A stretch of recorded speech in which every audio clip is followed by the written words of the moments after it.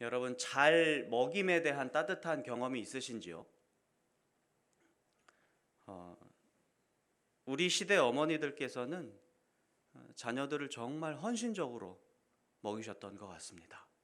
항상 먹이시고, 범사에 먹이시고, 쉬지 않고 먹이시고, 그렇게 계속 먹이셔서 자녀들 굶지 않도록 하셨던 것이 우리 시대 어머니들의 마음이었던 것 같습니다. 수험생을 자녀로 두신 어머니께서는 아침에 끼니 거르고 가는 것이 걱정이 돼서 한 숟갈 더, 한 술 더 먹이려고 문 밖까지 나와서 막 자녀들의 입속에다가 밥을 쑤셔 넣었던, 우겨 넣었던 그런 경험도 있으실 것이고, 또 객지 생활하는 자녀들 걱정이 되어서 그들 끼니 굶을까 봐 걱정이 되어 찬거리를 집에다 놓고 가시기도 하고 하는 그런 어머니들의 모습을 우리 주변에서 많이 볼 수가 있습니다. 어머니들께서는 자식들 부귀영화를 꿈꾸기보다는 그저 굶지 않고 건강 챙기는 일, 그것을 바라시는 것 같았습니다. 참 생각할 때마다 마음이 따뜻해지지 않을 수가 없죠. 제가 대학생 때 친구들과 한번 여행을 떠났는데요. 젊은 남학생들, 제 친구들 대여섯 명이 우르르 몰려다니면서 전국에 흩어진 자기 고향 집을 방문해가지고 전국을 이렇게 여행하는 그런 컨셉으로 친구들과 여행을 다닌 적이 있습니다. 아무 데서나 뒹굴고 아무 데서나 자고 하였기 때문에 여행 마지막 날의 행색은 완전 거짓골이나 다름이 없었었는데 이 건강만큼은 이상이 없었어요. 왜였을까요? 가는 곳곳마다 그 고향을 방문했기 때문에 어머니들이 자기 아들이 오고 아들 친구들이 오니까 정말 사랑과 정성을 한 가득 담아서 상을 차려주셨고 끝까지 먹이셨고, 저희들 그걸 끝까지 받아 먹기 때문에 마지막 날 돌아올 때에는 오히려 이게 보신이 되는 그런 경험을 하게 되더란 말씀입니다. 정말 잘 먹었고 끝까지 잘 먹었습니다. 그 정성을 곱씹을 틈도 없이 우리는 우리의 일정을 소화하면서 왁자지껄 떠들며 노래하면서 여행의 일정을 소화했는데요. 그때를 떠올려 보면 정말 여러 해가 지났음에도 불구하고 수다스럽게 뭘 짓거렸는지는 다 잊어버렸지만 기억나는 것이 있다면 그 어머니의 정성과 사랑, 그 한 상 가득 담긴 풍성한 만찬은 잊을 수가 없더라는 것이죠. 잘 먹임, 우리 예수님께서 그리하셨습니다. 예수님은 이 땅의 백성들이 잘 먹기를 바라셨습니다. 그래서 요한복음 6장에 계속 나오듯이 바닷가에 예수님 말씀을 들어 나온 그 수많은 군중들을 정말 배가 많이 고팠었는데도 불구하고 그냥 돌려보내지 아니하시고 그들을 배불리시고 흡족하게 하신 다음에 돌려보내셨던 예수님이셨습니다. 요한복음 6장은 우리를 잘 먹이고자 하시는 예수님의 마음이 정말 잘 드러나고 있습니다. 간절한 마음이 드러나고 있습니다. 아무거나 먹게 두지 아니하시고 좋은 것, 진짜 참된 양식을 먹게끔 우리 주님께서 간절한 마음으로 말씀해 주셨습니다. 썩을 양식을 위해서 일하지 말고 영생하도록 하는 그런 양식을 위해서 일해야 해. 이렇게 27절에 말씀해 주셨고, 내가 생명의 떡이야.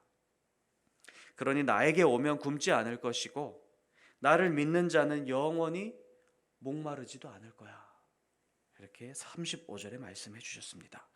나는 하늘에서 내려온 떡이야. 살아있는 떡이야. 그래서 이 떡을 먹으면 영생한다. 내가 너희에게 주는 떡은 세상의 생명을 위한 나의 살이야. 이렇게 말씀해 주셨어요. 예수님께서 그들에게 무엇을 주려 하셨다고요?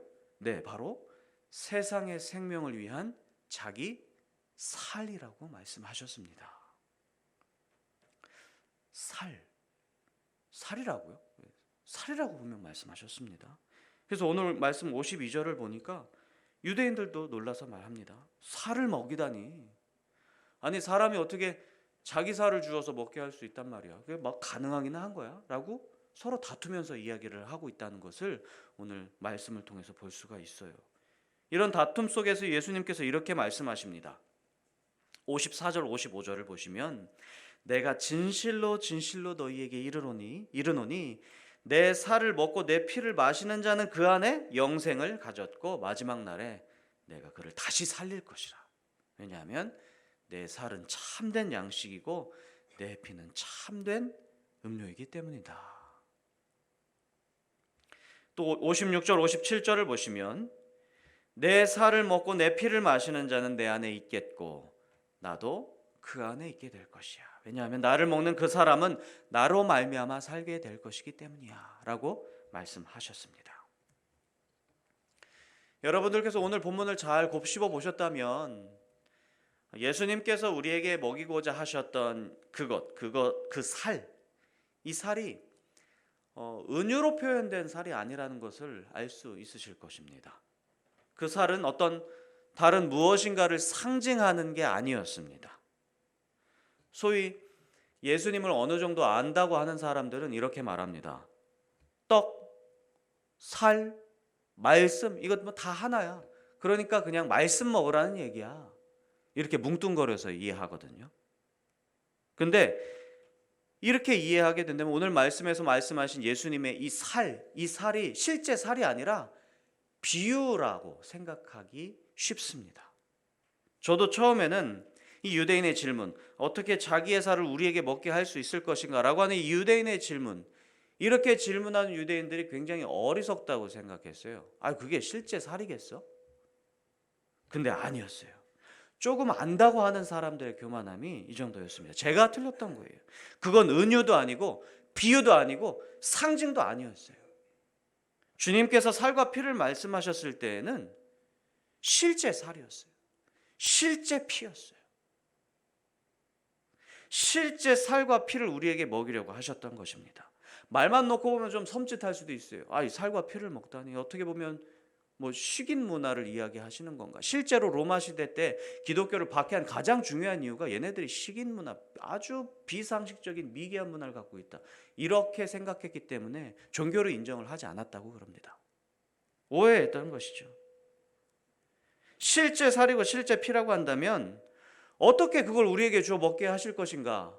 우리는 그걸 어떻게 받아 먹으라는 이야기인가? 라고 질문하는 이 유대인의 질문이 맞는 질문이에요. 논리적으로 도출될 수 있는 질문이죠. 있을 법한 질문입니다. 자, 그렇다면 예수님께서 이 유대인의 질문에 어떻게 반응하셨을까요? 예수님의 대답을 먼저 살펴보면 예수님께서 직접 유대인의 질문에 직접적으로 대답하시진 않으셨어요. 어떻게 자기 살과 피를 줄 수 있는가라고 하는 유대인의 질문에, 이 방법에 대한 질문에 예수님께서 먹지 않으면 생명이 없다, 이렇게 대답하십니다. 먹어야 생명이 있다, 이렇게 대답하신 것입니다. 이 대답이 무엇을 의미하겠습니까? 어떻게 먹이실 건가요? 그걸 먹어야 살 수 있다. 어떻게 우리에게 주실 건가요? 먹지 않으면 죽는다. 성령께서 이런 깨달음을 주시더라고요. 예수님은 지금 어떻게든 그 살과 피를 먹어야 한다는 것을 말씀하고 계시는 거구나. 다시 말해, 먹을 방법이 없으면 먹지 않아도 되는 그런 음식이 아니구나. 이게 먹지 않으면 죽는 거로구나. 먹어야만, 그래서 우리 안에 그 살과 피가 있어야만 생명을 얻을 수 있는 바로 그러한 수준의 것이구나. 어떻게든 먹어야만 하는 떡과 포도주구나.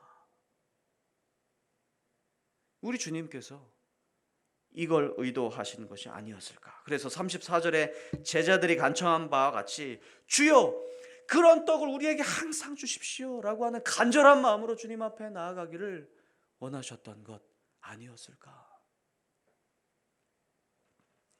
왜 우리는 우리 주님의 살과 피를 반드시 먹어야만 합니까? 그것이 생명을 주기 때문입니다. 영생하게 하는 음식이기 때문입니다. 그것이 어떻게 영생을 가져다 줍니까? 도대체 어떠한 떡이길래 영생하게 하는 떡이 될 수 있습니까? 이 살과 피의 특수성에 대해서 좀 더 말씀에 귀를 기울여 보길 원합니다. 우리는 매일 뭔가를 먹습니다. 왜? 먹어야만 살 수 있기 때문입니다. 그래서 먹지 않으면 살 수가 없으니 계속해서 먹고, 또 먹고 살기 위해서 먹고, 또 오늘도 먹고 내일도 먹을 것입니다. 사람이 태어나자마자 반찬 투정하는 거 보셨습니까? 아니에요, 없어요. 생존 욕구 때문에 우선 주는 거 먹습니다. 그러다가 입맛이 조금 형성이 되면 자기가 먹고 싶은 것 가려서 그것만 먹게 되는 나이가 됩니다. 그리고 좀 더 먹고 살만해졌을 때에는 더 맛있는 것, 남들에게 자랑하면서 먹을 수 있는 것, 더 품격이 있게 먹는 것, 더 분위기 있게 먹을 수 있는 것, 그런 것들을 찾아서 먹게 되죠. 그렇게 먹음으로써 기쁨을 누리다가 건강을 잃기 시작했을 때에는 어떻게 하십니까? 몸에 좋은 거 찾아 드시기 시작하시고요. 또 건강에 좋은 것 찾아 드십니다. 살려고 먹는데 여러분, 그 결과가 어떻습니까? 그렇게 먹어도 언젠가는 죽습니다. 애석하게도 아무리 몸에 좋은 음식, 아무리 건강에 좋다는 처방을 다 취한다 하여도 우리 몸은 썩게 됩니다. 심지어 아까 서두에 말씀드렸던 그 사랑과 정성이 가득 담긴 어머니의 음식마저도 우리 안에 들어왔다 하더라도 육신의 한계를 넘어서게 할 수 없습니다. 예수님께서는 먼저 육신의 한계를 지적하시기보다 음식의 문제를 지적하셨어요. 썩을 양식을 위해서 그렇게 애쓰지 말아라. 진짜 음식을 먹으면, 썩지 않게 하는 그 떡을 먹으면 산다 라고 하면서 전혀 새로운 관점을 말씀해 주셨습니다. 그 진짜 음식이 무엇이겠습니까? 하늘에서 내려온 떡이요, 예수 곧 생명의 떡이요, 참떡이요. 그래서 55절에 이렇게 말씀하십니다. 내 살은 참된 양식이요, 내 피는 참된 음료로다. 참된 것을 먹어야 살지 않겠느냐, 이렇게 말씀하십니다. 주님의 살이 왜 영생하게 합니까? 주님의 피가 왜 우리를 살립니까? 그것이 참되기 때문입니다. 여러분, 썩을 양식이 아니라 참된 양식을 받아 누리시기를 주님의 이름으로 축복합니다. 이렇게 아무리 우리 안에 참된 것이 들어와도 아까 말씀대로 육신의 한계 때문에 계속 썩어져만 간다고 말씀드렸는데, 한번 소화의 원리를 생각해 봅시다. 소화, 음식을 우리가 먹고 그것이 우리의 소화기관을 거쳐가지고 막 에너지가 생기잖아요. 그 에너지를 태움으로써 우리가 행동할 수 있는 힘이 생기는 것인데, 만약에 소화기관이 망가지고 우리가 에너지를 받아들일 수 있는 그런 기관이 망가지면 아무리 좋은 것을 섭취한다 하여도 그게 소화가 안 되고 에너지가 생겨나지 않습니다. 그렇잖아요. 그래서 몸이 좀 망가지신 분들은 아무리 좋은 것이 많이 들어온다 하여도 그것이 잘 소화가 되지 않아서 몸이 계속 연약해지곤 합니다. 마찬가지입니다. 아무리 우리 주님의 살과 피를 먹었다 하더라도 우리의 연약함, 우리의 죄악, 우리의 완악함 때문에 또다시 우리가 썩어져 가는 것은 아닐까 염려하실 수도 있습니다. 예수님께서 그런데 이렇게 말씀하세요. 56절 57절에 내 살을 먹고 내 피를 마시는 자는 어떻게 된다고요? 내 안에 거하고 나도 그 안에 거하나니 나를 먹는 그 사람은 나로 말미암아 살리라, 이렇게 말씀하십니다. 이것이 무엇이냐면, 무슨 말씀이냐면, 주님의 살과 피를 내 안에 받아 누리면 그것이 내 안에서 배설물처럼 빠져나가는 것이 아니라 내 안에 거한다, 이렇게 말씀해 주셨습니다. 내 안에 거하고 나도 그 안에 거한다. 우리가 예수님의 피와 살을 먹으면 우리 안에 거하는 건 이해하겠어요. 그런데 우리가 예수님 안에 거한다? 이것은 무슨 의미일까? 우리 안에 들어온 피와 살이 우리를 가득 채워서 우리를 감싸고 또 우리를 변화시키고 우리와 함께 거주하면서 예수님과 계속해서 교제하는 사건이 생겨난다, 이 말씀입니다. 엔진이 자동차를 움직이는 힘이잖아요. 마찬가지로 주님의 살과 피가 우리 안에 생명의 동력이 되시겠다, 이 말씀입니다. 내가 내 힘으로 사는 것이 아니요 나를 살게끔 하는 그 힘이 되어 주시겠다 하는 말씀입니다. 예수로 말미암아 산다는 말씀이 바로 그런 의미입니다. 어떻게 자기 살과 피를 먹게 하겠는가? 유대인의 이 질문에 예수님께서는 삶으로 보여주셨어요. 어떻게 살과 피를 우리에게 허락해 주셨습니까? 여러분, 예수님께서 살과 피를 우리에게 주신 그 놀라운 사실을 잊으시면 안 됩니다. 주님은 억지로 우리에게 막 우겨 넣지 않으십니다. 주님은 그저 상을 차려주십니다. 주님이 상을 차려주시는데 그 상차림이 정말로 기가 막힌 상이에요.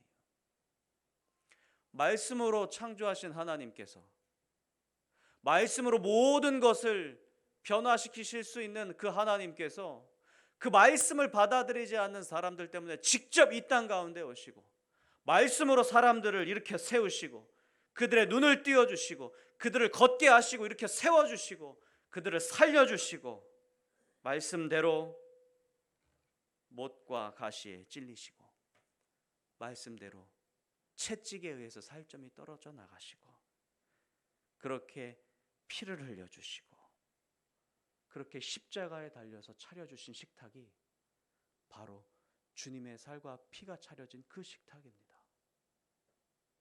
그래서 그것을 믿고 회개하는 자들에게 부활의 능력을 보여주시고 어떻게 살과 피를 먹게 하겠는가라고 감히 묻는 그런 패역하고 믿음 없는 자들에게 십자가와 부활의 은혜로 그 상을 차려주신 우리 주님이십니다.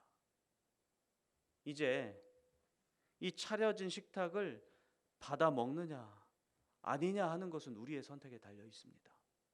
주님은 모든 자들에게 상을 차려주셨어요. 하지만 그것을 받아 먹는 것은 우리의 자유입니다. 내가 이 상 차려져 있는 것을 받아 먹을지 아니면 상을 물릴지 그것은 우리의 선택입니다. 여러분 어떻게 하시겠습니까? 살과 피가 우리 앞에 놓여 있을 때 여기 계신 우리 성도님 여러분들께서는 회개함으로 감사함으로 굳세 믿음으로 그 차려진 식탁을 마음껏 누리시는 저와 여러분들이 되기를 축복합니다. 여러분 어떻게 하시겠습니까? 그 식탁을 물리실 것입니까? 아니면 정말 믿음으로 받아 누리실 것입니까? 하나님께서 보내신 이를 믿는 것이 하나님의 일을 하는 것이다. 나를 믿는 자는 영원히 목마르지 아니하리라. 내 아버지의 뜻은 아들을 보고 믿는 자마다 영생을 얻게 하는 이것이니 진실로 진실로 너희에게 이르노니 믿는 자는 영생을 가졌다. 그래서 여러분 먹는다는 것은 믿는다는 것입니다. 둘째로 먹는다는 것은 성찬의 믿음으로 참여하는 것입니다. 셋째로 먹는다는 것은 이 사건을 계속해서 묵상하고 누리면서 영적인 식사로 내게 받아들이는 것입니다. 이건 먹어도 되고 안 먹어도 되는 것이 아닙니다. 먹지 않으면 죽음이요 먹어야만 영생하게 되는 그러한 식탁입니다. 여러분 반드시 먹어야 됩니다. 그래야 살 수 있습니다. 그 살과 피가 참되어서 우리 안에 들어온 그 살과 피가 우리에게 생명을 공급합니다. 우리를 변화시킵니다. 어떻게 드시겠습니까, 여러분? 믿음으로 드시고 회개로 드시고 묵상하면서 드시는 그러한 삶이 여러분들 가운데 나타나서 절대로 목마르지 않고 절대로 줄이지 않는 그러한 놀라운 역사를 체험하는 저와 여러분들이 되기를 주님의 이름으로 축복합니다. 그 살과 피가 우리 안에 들어와 영원히 주님 안에 주님께서 우리 안에 거하시면서 능력을 발하시고 생명을 주실 것입니다. 마지막 날에 그 살과 피가 증거가 되어서 마지막 날에 주님께서 그것을 보시고 우리를 다시 살리시고 죽음에서 일으키시고 구원의 은혜를 허락하실 것입니다. 이 말씀을 믿으시고 우리 안에 살과 피를 얻으신 자들, 우리 안에 살과 피를 지니신 자들은 감사함으로 또 매 순간 다가오시는 주님의 살과 피를 회개함과 감사함으로 받아 누리시는 복된 삶을 살아가시기를 주님의 이름으로 축복합니다. 기도하겠습니다.